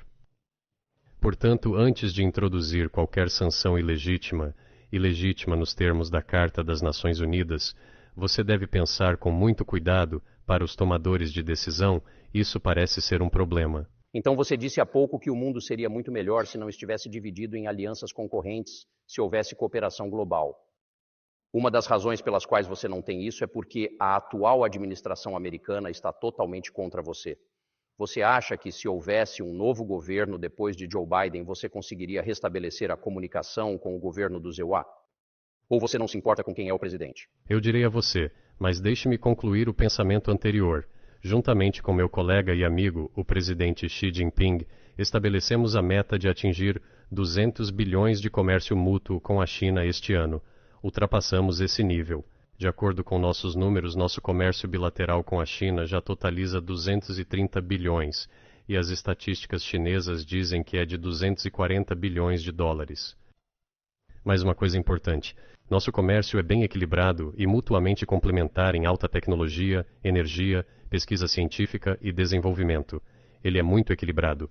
Quanto ao BRICS, onde a Rússia assumiu a presidência este ano, os países do BRICS estão, de modo geral, se desenvolvendo muito rapidamente. Se não me falha a memória, em 1992, a participação dos países do G7 na economia mundial era de 47%, enquanto em 2022 ela caiu para, acho, pouco mais de 30%. Os países do BRICS representavam apenas 16% em 1992, mas agora sua participação é maior do que a do G7. Isso não tem nada a ver com os eventos na Ucrânia. Isso se deve às tendências do desenvolvimento global e da economia mundial, como mencionei há pouco, e isso é inevitável. Isso continuará acontecendo. É como o nascer do sol. Você não pode impedir que o sol nasça. Você precisa se adaptar a isso. Como os Estados Unidos se adaptam? Com a ajuda da força, sanções, pressão, bombardeios e uso de forças armadas. Trata-se de presunção. O establishment político de vocês não entende que o mundo está mudando em circunstâncias objetivas. E para preservar seu nível, mesmo que alguém aspire ao nível de domínio, você precisa tomar as decisões certas de forma competente e oportuna. Essas ações brutais, inclusive com relação à Rússia e, digamos, a outros países, são contraproducentes. Esse é um fato óbvio. Isso já se tornou evidente. Você só me pergunta se outro líder chega e muda alguma coisa. Não se trata do líder, não se trata da personalidade de uma pessoa em particular. Eu tinha um relacionamento muito bom com, por exemplo, Bush. Sei que nos Estados Unidos ele foi retratado como uma espécie de garoto do interior que não me entende. Garanto a você que esse não é o caso. Acho que ele também cometeu muitos erros com relação à Rússia. Falei a você sobre 2008 e a decisão em Bucareste de abrir as portas da OTAN para a Ucrânia e assim por diante. Isso aconteceu durante sua presidência. Na verdade, ele exerceu pressão sobre os europeus. Mas, em geral, em um nível humano pessoal, eu tinha um relacionamento muito bom com ele. Ele não era pior do que qualquer outro político americano, russo ou europeu. Garanto a você que ele entendia o que estava fazendo tão bem quanto os outros. Eu também tive esse relacionamento pessoal com Trump. Não se trata da personalidade do líder, mas da mentalidade da elite. Se a ideia de dominação a qualquer custo, baseada também em ações de força, dominar a sociedade americana, nada mudará. Isso só vai piorar. Mas se no final você se conscientizar de que o mundo está mudando devido às circunstâncias objetivas e que deve ser capaz de se adaptar a elas com o tempo, usando as vantagens que o Zebana ainda tem hoje, então talvez algo possa mudar. Veja, a economia da China se tornou a primeira economia do mundo em paridade de poder de compra. Em termos de volume, o país ultrapassou o ZEUA há muito tempo. O ZEUA vem em segundo lugar, depois a Índia, com 1,5 bilhão de pessoas, e depois o Japão, com a Rússia em quinto lugar. A Rússia foi a primeira economia da Europa no ano passado, apesar de todas as sanções e restrições. Isso é normal do seu ponto de vista? Sanções, restrições, impossibilidade de pagamentos em dólares, corte dos serviços SWIFT, sanções contra nossos navios que transportam petróleo, sanções contra aviões, sanções em tudo, em todos os lugares. O maior número de sanções aplicadas no mundo é contra a Rússia. E nos tornamos a primeira economia da Europa durante esse período. As ferramentas que os EUA usam não funcionam. Bem, você precisa pensar no que fazer. Se essa percepção chegar às elites governantes, então sim, a primeira pessoa do Estado agirá antecipando o que os eleitores e as pessoas que tomam decisões em vários níveis esperam dessa pessoa. Então talvez algo mude. Mas você está descrevendo dois sistemas diferentes. Você diz que o líder age no interesse dos eleitores, mas também diz que essas decisões não são tomadas pelo líder, mas pelas classes dominantes. Você dirige este país há tanto tempo que conheceu todos esses presidentes americanos. Quais são esses centros de poder nos Estados Unidos? Por exemplo, quem realmente toma as decisões? Eu não sei. Os Estados Unidos são um país complexo. Conservador por um lado, mas em rápida mudança por outro. Não é fácil para nós resolver tudo isso. Quem toma as decisões nas eleições? É possível entender isso quando cada estado tem sua própria legislação? Cada estado regulamenta a si mesmo? Alguém pode ser excluído das eleições em nível estadual. É um sistema eleitoral de 2 estágios. É muito difícil para nós entendermos isso. Certamente há 2 partidos dominantes, os republicanos e os democratas. E dentro desse sistema partidário, os centros que tomam decisões, que preparam decisões. Então veja bem, porque, em minha opinião, após o colapso da União Soviética, uma política de pressão tão errônea, grosseira e completamente injustificada foi adotada contra a Rússia. Afinal de contas, essa é uma política de pressão. Expansão da OTAN, apoio aos separatistas no Cáucaso, criação de um sistema de defesa antimísseis. Todos esses são elementos de pressão. Pressão, pressão, pressão. Então, arrastar a Ucrânia para a OTAN é uma questão de pressão, pressão, pressão. Acho que, entre outras coisas, porque foram criadas capacidades de produção excessivas. Durante o confronto com a União Soviética, foram criados muitos centros e especialistas na União Soviética, que não podiam fazer outra coisa. Eles convenceram a liderança política de que é necessário continuar a esculpir a Rússia, tentar desmembrá-la, criar nesse território várias entidades quase estatais e subjugá-las de forma dividida para usar seu potencial combinado na futura luta contra a China.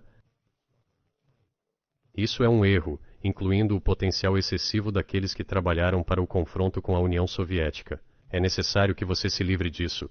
Deve haver forças novas e frescas, pessoas que olhem para o futuro e entendam o que está acontecendo no mundo. Veja como a Indonésia está se desenvolvendo, 600 milhões de pessoas. Onde podemos nos afastar disso? Em lugar nenhum. Temos que presumir que a Indonésia entrará, e já está entrando, no clube das principais economias do mundo, independentemente de quem goste ou não goste dela.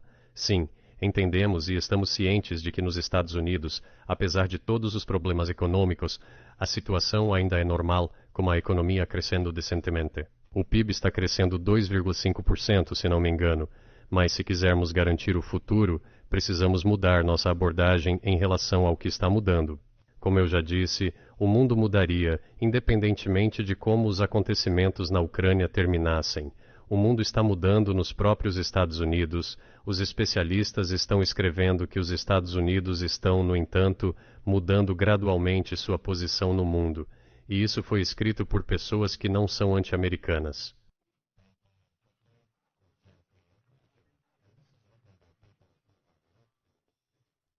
Eles simplesmente seguem as tendências globais de desenvolvimento. É isso aí. E para avaliá-los e mudar as políticas, precisamos de pessoas que pensem, olhem para o futuro, possam analisar e recomendar determinadas decisões no nível dos líderes políticos. Só tenho uma pergunta a fazer. Você disse claramente que a expansão da OTAN para o leste é uma violação da promessa feita a todos vocês em 1990. É uma ameaça ao país de vocês. Pouco antes de vocês enviarem tropas para a Ucrânia, o vice-presidente dos Estados Unidos foi à Conferência de Segurança de Munique e incentivou o presidente da Ucrânia a entrar para a OTAN. Você acha que isso foi um esforço para provocar uma ação militar? Repito mais uma vez que propusemos repetidas vezes buscar uma solução para os problemas que surgiram na Ucrânia após o golpe de Estado de 2014 por meios pacíficos, mas ninguém nos ouviu. Além disso, os líderes ucranianos que estavam sob total controle do Zerinoysiwa declararam repentinamente que não cumpririam o acordo de Minsk. Eles não gostavam de tudo lá e continuaram com as atividades militares naquele território. E, paralelamente, esse território estava sendo explorado pelas estruturas militares da OTAN sob o disfarce de vários centros de treinamento e reciclagem de pessoal. Basicamente, eles começaram a criar bases lá. Isso é tudo. A Ucrânia anunciou que os russos eram uma nacionalidade não titular, enquanto aprovava as leis que limitavam os direitos das nacionalidades não titulares na Ucrânia. A Ucrânia, tendo recebido todos esses territórios do Sudeste como um presente do povo russo, anunciou repentinamente que os russos eram uma nacionalidade não titular naquele território. Isso é normal? Tudo isso junto levou à decisão de acabar com a guerra que os neonazistas iniciaram na Ucrânia em 2014. Você acha que Zelensky tem a liberdade de negociar um acordo para esse conflito? Não sei os detalhes. É claro que é difícil para mim julgar, mas acredito que ele tenha, de qualquer forma, ele costumava ter. Seu pai lutou contra os fascistas e nazistas durante a Segunda Guerra Mundial. Certa vez, conversei com ele sobre isso. Eu disse, Volodya, o que você está fazendo? Por que você está apoiando os neonazistas na Ucrânia hoje, enquanto seu pai lutou contra o fascismo? Ele era um soldado da linha de frente. Não vou dizer a você o que ele respondeu, pois esse é um tópico separado, e acho que é incorreto fazer isso. Mas quanto à liberdade de escolha, por que não? Ele chegou ao poder com a expectativa do povo ucraniano de que levaria a Ucrânia à paz. Ele falou sobre isso. Foi graças a isso que ele venceu as eleições de forma esmagadora. Mas quando ele chegou ao poder, na minha opinião, percebeu duas coisas. Em primeiro lugar, é melhor você não entrar em conflito com neonazistas e nacionalistas, porque eles são agressivos e muito ativos. Você pode esperar qualquer coisa deles. E, em segundo lugar, o Ocidente, liderado pelos EUA, os apoia e sempre apoiará aqueles que se antagonizam com a Rússia. Ele é benéfico e seguro, portanto ele assumiu a posição relevante, apesar de ter prometido ao seu povo acabar com a guerra na Ucrânia. Ele enganou seus eleitores. Mas você acha que, neste momento, a partir de fevereiro de 2024, ele tem a latitude, a liberdade para falar com você ou com seu governo diretamente sobre como pôr um fim a isso, que claramente não está ajudando o país ou o mundo? Você acha que ele pode fazer isso? Por que não? Ele se considera chefe de Estado. Ele ganhou a eleição.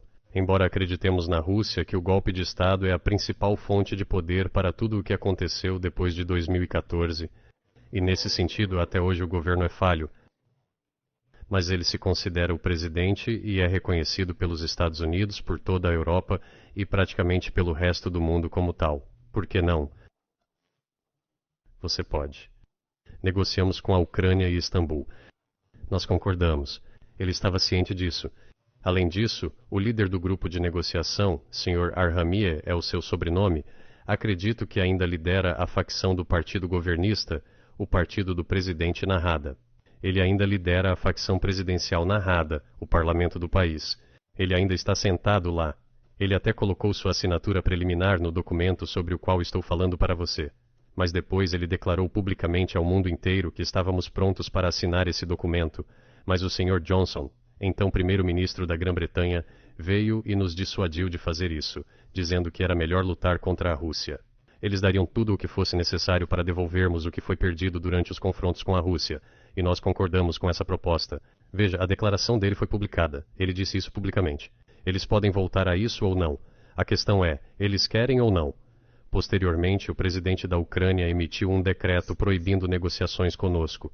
Que ele cancele esse decreto. E é isso. De fato, nunca recusamos negociações. Ouvimos o tempo todo que a Rússia está pronta? Sim, não nos recusamos. Foram eles que se recusaram publicamente. Bem, que ele cancele seu decreto e entre em negociações. Nunca recusamos. E o fato de terem obedecido à exigência ou à persuasão do Sr. Johnson, ex-primeiro-ministro da Grã-Bretanha, parece-me ridículo e muito triste. Porque, como disse o Sr. Arhamie, já poderíamos ter interrompido essas hostilidades com a guerra há 1 ano e meio. Mas os britânicos nos persuadiram e nós recusamos.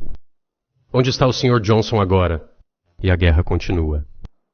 Essa é uma boa pergunta. Onde você acha que ele está e por que ele fez isso? Você sabe. Eu mesmo não entendo isso. Havia um ponto de partida geral.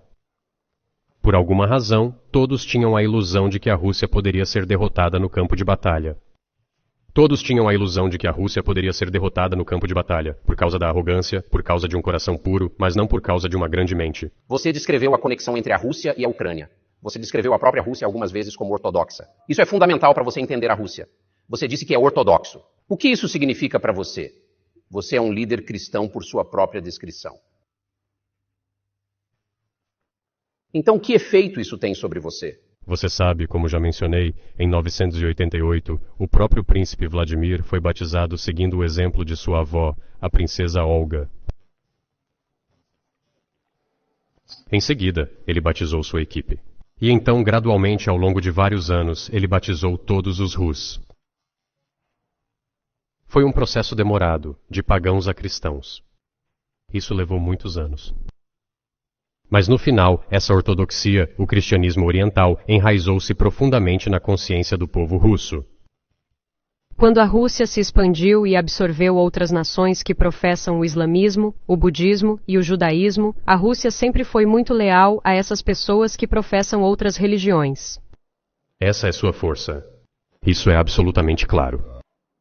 E o fato é que os principais postulados, os principais valores, são muito semelhantes, para não dizer iguais, em todas as religiões mundiais que acabei de mencionar e que são as religiões tradicionais da Federação Russa, a Rússia. A propósito, as autoridades russas sempre foram muito cuidadosas com a cultura e a religião das pessoas que chegavam ao Império Russo.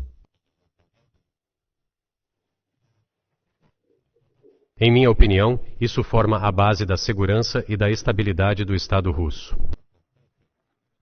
Todos os povos que habitam a Rússia a consideram basicamente sua maternidade. Digamos que as pessoas da América Latina se mudem para você ou para a Europa. Um exemplo ainda mais claro e compreensível. As pessoas vêm, mas elas vieram para você ou para os países europeus a partir de sua terra natal histórica. E as pessoas que professam diferentes religiões na Rússia consideram a Rússia sua pátria. Eles não têm outra pátria. Estamos juntos. Esta é uma grande família e nossos valores tradicionais são muito semelhantes. Você acabou de mencionar uma grande família, mas cada um tem sua própria família. E essa é a base de nossa sociedade. E se dissermos que a pátria e a família estão especificamente ligadas uma à outra, isso é realmente verdade, pois é impossível garantir um futuro normal para nossos filhos e nossas famílias, se não garantirmos um futuro normal e sustentável para todo o país, para a pátria. É por isso que o sentimento patriótico é tão forte na Rússia. Posso dizer que a única maneira pela qual as religiões são diferentes é que o cristianismo é especificamente uma religião não violenta? Jesus diz, dê a outra face, não mate. Como um líder que precisa matar de qualquer país pode ser um líder cristão? Como você concilia isso com você mesmo? É muito fácil quando se trata de proteger a si mesmo e a sua família, a sua terra natal. Não atacaremos ninguém. Quando começaram os acontecimentos na Ucrânia? Desde o início do golpe de Estado e das hostilidades em Donbas, foi quando elas começaram. E estamos protegendo nosso povo, nós mesmos, nossa pátria e nosso futuro. Quanto à religião em geral, você sabe, não se trata de manifestações externas, não se trata de ir à igreja todos os dias ou bater a cabeça no chão. Está no coração. E nossa cultura é tão voltada para o ser humano. Dostoiévski, que era muito conhecido no Ocidente e o gênio da cultura russa, da literatura russa, falou muito sobre isso, sobre a alma russa. Afinal de contas, a sociedade ocidental é mais pragmática. Os russos pensam mais sobre o eterno, sobre valores morais. Não sei, talvez você não concorde comigo, mas a cultura ocidental é mais pragmática, afinal. Não estou dizendo que isso é ruim. Isso possibilita que o bilhão de ouro de hoje obtenha bom sucesso na produção, até mesmo na ciência, e assim por diante. Não há nada de errado nisso. Só estou dizendo que somos parecidos. Então você vê o sobrenatural em ação quando olha para o que está acontecendo no mundo agora? Você vê Deus em ação? Você já pensou, essas são forças que não são humanas? Não, para ser sincero, acho que não. Minha opinião é que o desenvolvimento da comunidade mundial está de acordo com as leis inerentes, e essas leis são o que são. Sempre foi assim na história da humanidade.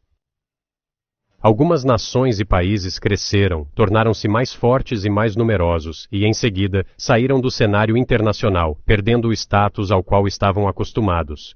Provavelmente não há necessidade de dar exemplos, mas poderíamos começar com Genghis Khan e os conquistadores da Horda, a Horda Dourada, e depois terminar com o Império Romano. Parece que nunca houve nada parecido com o Império Romano na história da humanidade. No entanto, o potencial dos bárbaros cresceu gradualmente, assim como sua população. Em geral, os bárbaros estavam ficando mais fortes e começaram a se desenvolver economicamente, como diríamos hoje. Isso acabou levando ao colapso do Império Romano e do regime imposto pelos romanos. No entanto, foram necessários 5 séculos para que o Império Romano se desintegrasse. A diferença em relação ao que está acontecendo agora é que todos os processos de mudança estão ocorrendo em um ritmo muito mais rápido do que na época romana. Então, quando começa o Império da IA?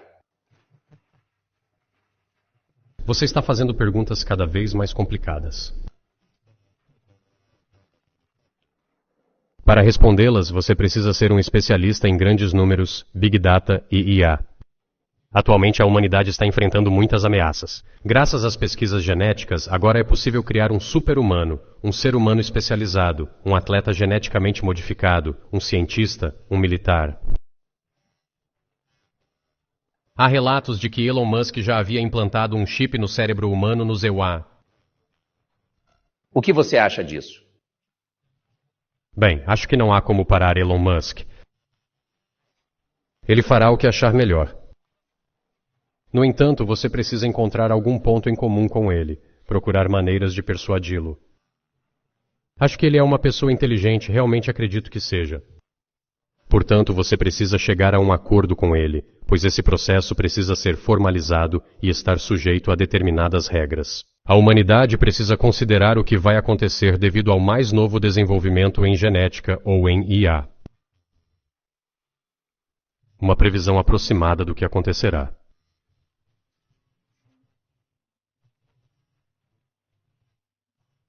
Quando a humanidade sentiu uma ameaça existencial vinda das armas nucleares, todas as nações nucleares começaram a se entender, pois perceberam que o uso negligente de armas nucleares poderia levar a humanidade à extinção. É impossível interromper a pesquisa em genética ou IA hoje, assim como era impossível interromper o uso da pólvora no passado. Mas assim que percebermos que a ameaça vem do desenvolvimento desenfreado e descontrolado da IA, da genética ou de qualquer outro campo, chegará o momento de chegar a um acordo internacional sobre como regulamentar essas coisas. Agradeço a você por ter chegado a hora de chegar a um acordo internacional sobre como regulamentar essas coisas. Agradeço todo o tempo que você nos dedicou. Só preciso fazer uma última pergunta a você, que é sobre alguém muito famoso nos Estados Unidos, provavelmente não aqui, Evan Gershkovich, que é repórter do Wall Street Journal. Ele tem 32 anos e está na prisão há quase um ano. Essa é uma grande história nos Estados Unidos, e eu só quero lhe perguntar diretamente, sem entrar nos detalhes ou na sua versão do que aconteceu, se, como um sinal de decência, você estaria disposto a libertá-lo para nós, e nós o levaremos de volta aos Estados Unidos. Fizemos tantos gestos de boa vontade por decência que acho que eles se esgotaram. Nunca vimos ninguém nos retribuir de maneira semelhante. Entretanto, em teoria, podemos dizer que não descartamos a possibilidade de fazer isso se nossos parceiros tomarem medidas recíprocas. Quando falo sobre os parceiros, refiro-me, em primeiro lugar, aos serviços especiais. Os serviços especiais estão em contato uns com os outros. Eles estão falando sobre o assunto em questão. Não há nenhum tabu para resolver essa questão. Estamos dispostos a resolvê-la, mas há certos termos que estão sendo discutidos por meio de canais de serviços especiais e acredito que um acordo possa ser alcançado de forma tão típica que, obviamente, esse tipo de coisa já acontece há séculos. Um país captura outro espino dentro de suas fronteiras e o troca por um de seus próprios agentes de inteligência em outro país. Acho que o que faz isso, e não é da minha conta, mas o que faz essa diferença é que o cara, obviamente, não é um espião. Ele é uma criança. Talvez ele estivesse infringindo a lei de vocês de alguma forma, mas ele não é um super espião. E todo mundo sabe disso. E ele está sendo mantido como refém em troca, o que é verdade. Com todo o respeito, isso é verdade. E todos sabem que isso é verdade. Portanto, talvez ele esteja em uma categoria diferente. Talvez não seja justo você pedir outra pessoa em troca de deixá-lo sair. Talvez isso degrade a Rússia. Você pode dar diferentes interpretações ao que constitui um espião. Mas há certas coisas previstas em lei. Se uma pessoa obtém informações secretas e faz isso de forma conspiratória, isso é qualificado como espionagem. E é exatamente isso que ele estava fazendo. Ele estava recebendo informações confidenciais e sigilosas e fazia isso secretamente. Talvez ele tenha feito isso por descuido ou por iniciativa própria.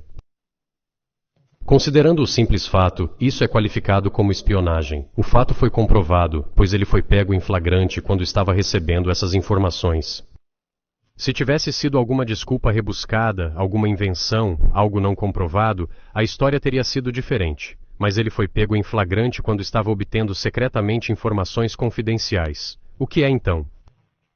Mas você está sugerindo que ele estava trabalhando para o governo do ZEUA ou para a OTAN? Ou que era apenas um repórter que recebeu material que não deveria ter? Essas coisas parecem ser muito diferentes. Muito diferentes. Não sei para quem ele estava trabalhando. Mas eu gostaria de reiterar que obter informações confidenciais em segredo é chamado de espionagem. E ele estava trabalhando para os serviços especiais do ZEUA e para algumas outras agências. Não acho que ele estivesse trabalhando para Mônaco, pois Mônaco não tem interesse em obter essas informações. Cabe aos serviços especiais chegarem a um acordo. Algumas bases já foram estabelecidas. Há pessoas que, em nossa opinião, não estão conectadas a serviços especiais. Vou contar a você uma história sobre uma pessoa que está cumprindo pena em um país aliado do ZEUA. Essa pessoa, devido a sentimentos patrióticos, eliminou um bandido em uma das capitais europeias durante os eventos no Cáucaso. Você sabe o que ele estava fazendo? Não quero dizer isso, mas vou dizer mesmo assim. Ele estava colocando nossos soldados feitos prisioneiros na estrada e depois dirigiu seu carro sobre as cabeças deles. Que tipo de pessoa é essa? Será que ele pode ser chamado de humano? Mas houve um patriota que o eliminou em uma das capitais europeias. Se ele fez isso por vontade própria ou não, essa é uma questão diferente. Mas Evan Gershkovich não fez isso. Quero dizer, isso é completamente diferente. Você cometeu algo diferente. Ele não é apenas um jornalista. Repito, ele é um jornalista que estava fornecendo informações confidenciais em segredo. Sim, é diferente, mas ainda assim. Estou falando de outras pessoas que são essencialmente controladas pelas autoridades do ZEUA, onde quer que estejam cumprindo pena. Há um diálogo contínuo entre os serviços especiais. Isso deve ser resolvido de maneira calma, responsável e profissional. Eles estão mantendo contato, portanto, deixe-os fazer seu trabalho. Não descarto que a pessoa a que você se refere, o Sr. Gershkovich, possa retornar à sua terra natal. No final das contas, não faz sentido mantê-lo na prisão na Rússia. Queremos que os serviços especiais do Zesaniaiwa pensem em como podem contribuir para atingir as metas que nossos serviços especiais estão buscando. Estamos prontos para conversar com você. Além disso, as negociações estão em andamento. E houve muitos exemplos bem-sucedidos dessas conversas coroadas de êxito. Provavelmente isso também será coroado de sucesso, mas temos que chegar a um acordo. Espero que você o deixe sair. Senhor presidente, obrigado a você. Também quero que ele finalmente retorne à sua terra natal. Sou absolutamente sincero. Mas deixe-me dizer mais uma vez que o diálogo continua. Quanto mais públicos tornamos os assuntos dessa natureza, mais difícil se torna resolvê-los. Tudo deve ser feito com calma. Mas eu me pergunto se isso também se aplica à guerra. Quero dizer, eu só quero fazer mais uma pergunta. E talvez você não queira dizer isso por motivos estratégicos. Mas você está preocupado que o que está acontecendo na Ucrânia possa levar a algo muito maior e muito mais horrível? E qual é a motivação que você tem para ligar para o governo do ZEUA e dizer, vamos chegar a um acordo? Eu já disse que não nos recusamos a conversar. Estamos dispostos a negociar. É o lado ocidental, e a Ucrânia é obviamente um estado satélite do ZEUA. Isso é evidente. Não quero que você entenda isso como se eu estivesse procurando uma palavra forte ou um insulto. Mas nós dois entendemos o que está acontecendo. O apoio financeiro fornecido foi de 72 bilhões de dólares americanos. A Alemanha está em segundo lugar, seguida por outros países europeus. Dezenas de bilhões de dólares americanos estão sendo destinados à Ucrânia. Há um grande fluxo de armas. Nesse caso, você deve dizer à atual liderança ucraniana que pare e venha para a mesa de negociações, rescindindo esse decreto absurdo. Nós não recusamos. Claro, mas você já disse isso. Não achei que você quisesse dizer isso como um insulto, porque você já disse corretamente que foi relatado que a Ucrânia foi impedida de negociar um acordo de paz pelo ex-primeiro-ministro britânico agindo em nome do governo Biden. Portanto, é claro que eles são um satélite. Os países grandes controlam os países pequenos. Isso não é novidade. E é por isso que perguntei sobre como lidar diretamente com o governo Biden, que está tomando essas decisões, e não com o presidente Zelensky da Ucrânia. Bem, se o governo Zelensky na Ucrânia se recusou a negociar, presumo que o fez sob instruções de Washington. Se Washington acredita que essa é a decisão errada, que a abandone. Deixe que ele encontre uma desculpa delicada para que ninguém se sinta insultado. Deixe que ele encontre uma saída. Não fomos nós que tomamos essa decisão, foram eles. Portanto, você pode voltar atrás, é isso. No entanto, eles tomaram a decisão errada e agora temos que procurar uma maneira de sair dessa situação para corrigir seus erros. Eles fizeram isso, portanto, deixe que eles mesmos corrijam. Nós apoiamos isso. Então só quero ter certeza de que não estou entendendo mal o que você está dizendo. Acho que não sou. Acho que você está dizendo que quer uma solução negociada para o que está acontecendo na Ucrânia. Certo. Preparamos o enorme documento em Istambul, que foi rubricado pelo chefe da delegação ucraniana, que apôs sua assinatura em algumas das cláusulas, mas não em todas, e colocou sua assinatura, e depois disse que estávamos prontos para assiná-lo, e a guerra teria terminado há muito tempo, há um mês. No entanto, o primeiro-ministro Johnson veio e nos convenceu a não fazer isso, e perdemos essa chance. Bem, você não percebeu, cometeu um erro. Deixe que eles voltem a isso. Isso é tudo. Por que temos que nos incomodar e corrigir os erros de outras pessoas? Sei que você pode dizer que o erro é nosso. Fomos nós que intensificamos a situação e decidimos pôr um fim à guerra que começou em 2014 em Donbas. Como já disse, por meio de armas, deixe-me voltar ao avanço da história. Eu já disse isso a você.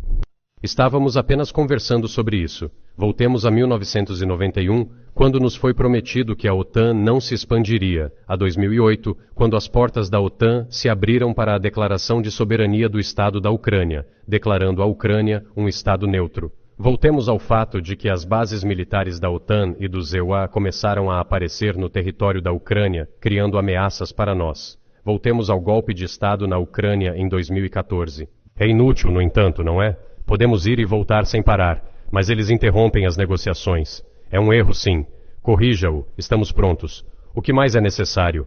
Você acha que é humilhante demais neste momento para a OTAN aceitar o controle russo do que era território ucraniano há 2 anos? Na minha opinião, isso é impossível por definição. Isso nunca vai acontecer. Parece-me que agora os que estão no poder no Ocidente também perceberam isso. Se for o caso, se você já se deu conta disso, terá de pensar no que fazer em seguida. Estamos prontos para esse diálogo. Você estaria disposto a dizer parabéns, OTAN, vocês venceram e manter a situação como está agora? Você sabe, esse é um assunto para as negociações. Ninguém está disposto a conduzir, ou para ser mais preciso, eles estão dispostos, mas não sabem como fazê-lo. Eu sei que eles querem. Não é só eu que vejo, mas sei que eles querem. Mas eles estão se esforçando para entender. Eles levaram a situação ao ponto em que estamos. Não fomos nós que fizemos isso. Foram nossos parceiros e oponentes que fizeram isso. Bem, agora você deve pensar em como reverter a situação. Não somos contra isso. Seria engraçado se não fosse tão triste.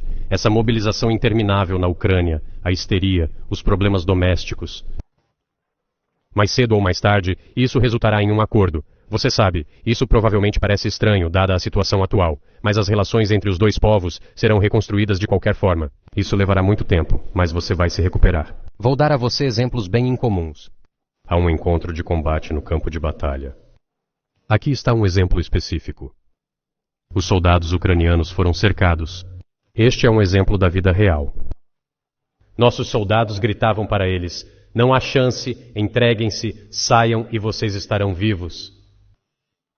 De repente, os soldados ucranianos gritaram de lá em russo, um russo perfeito, dizendo: os russos não se rendem. E todos eles pereceram. Eles ainda se identificavam como russos. O que está acontecendo é, até certo ponto, um elemento de uma guerra civil. Todos no Ocidente pensam que o povo russo foi dividido pelas hostilidades para sempre. Não, eles serão reunidos. A unidade ainda está presente. Por que as autoridades ucranianas estão desmantelando a Igreja Ortodoxa Ucraniana? Porque ela reúne não apenas o território, mas também nossas almas. Ninguém será capaz de separar a alma. Vamos terminar por aqui ou há mais alguma coisa?